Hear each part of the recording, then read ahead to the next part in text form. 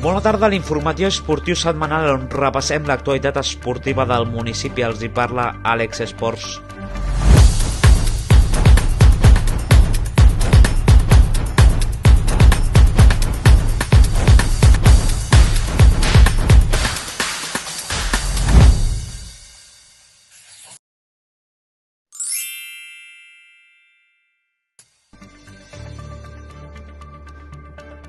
Les atletes del Club de Gimnàstica Rítmica de Lloret han participat aquest cap de setmana al Campionat d'Espanya Absolut de Conjunts, celebrat a Valladolid. El club destaca que aquesta competició ha servit per veure la millora positiva dels conjunts.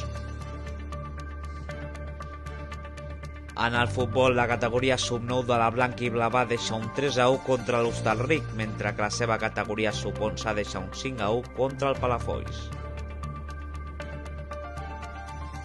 Bons resultats també al Club Vòlei Lloret, que han deixat aquest darrer diumenge un 3-0 contra el Vall d'Hebron, uns resultats que destaca el club per buscar l'ascens de categoria.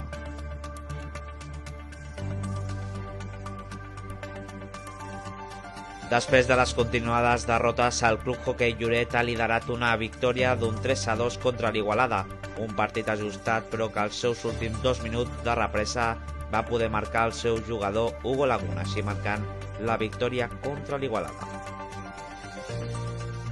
Pel que fa al rem, l'equip sènior femení del Club Rem Santa Cristina va liderar una primera posició a la 5a regata de la Lliga Catalana de Llagut Català, una prova que marca amb d'èxit l'equip vilatà.